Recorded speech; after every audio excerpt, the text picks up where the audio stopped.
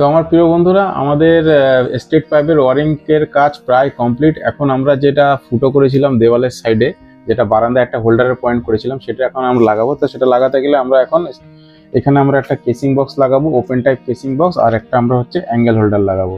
তো এটা কোথায় লাগাবো? এটা লাগাবো আমাদের যে এই দুটো তার বেরিয়েছে এখানটায়।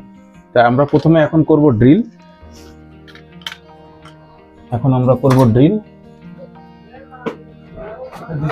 আগে নিচু করে যতটা পারো মুশিদা।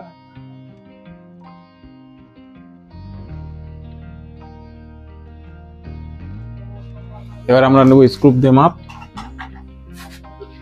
যেখানে স্ক্রুপের মাপটা হয়েছে সেখানে আমরা একটা রেজ দিয়ে ফুটো করব।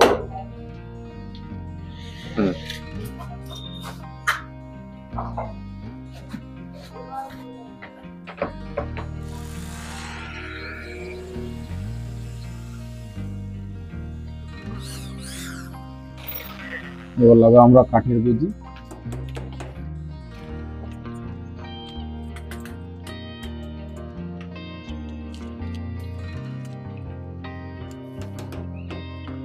আর আমাদের এই কেসিং বক্সে অলরেডি করে দুটো স্ক্রু দেওয়া থাকে, এইগুলোকে আমরা হোল্ডারে লাগিয়ে দেবো। তো প্রথমে এগুলোকে আমরা খুলে নিই, এটা ব্যাক সাইডে দেওয়া থাকে।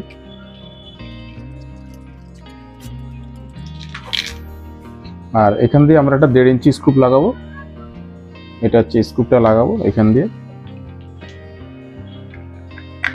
এবার এটাকে আমরা এখান থেকে দুটো তার বার করে লাগিয়ে দেবো।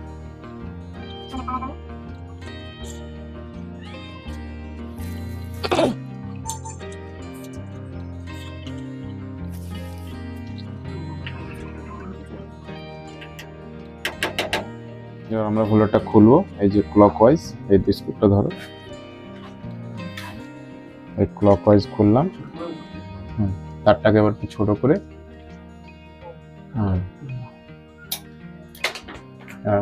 মাথা ছুলবো।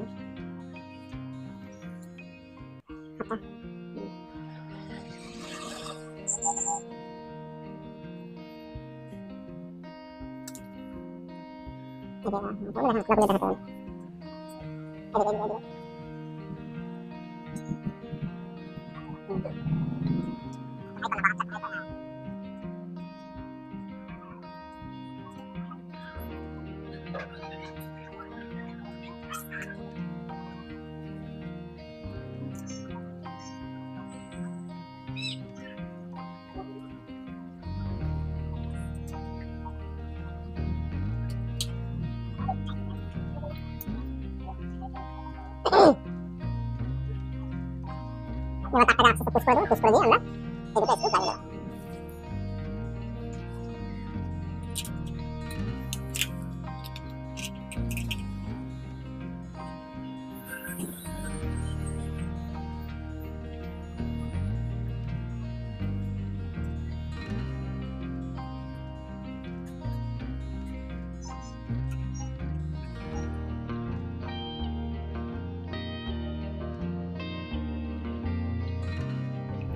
তো প্রিয় বন্ধুরা, এই ভিডিওটা আপনাদের কাছে কেমন লেগেছে আপনারা অতি অবশ্যই কমেন্টের মাধ্যমে জানাবেন, এবং জানাবেন যে আমরা স্টেট পাইপের ওয়ারিং এ আমরা কেসিং বক্স কেন লাগিয়েছি, সার্কুলার না লাগিয়ে, এটা আপনারা কমেন্টের মাধ্যমে জানাবেন। তো দেখা হবে আপনাদের সঙ্গে নেক্সট ভিডিওতে, ততক্ষণের জন্য টাটা।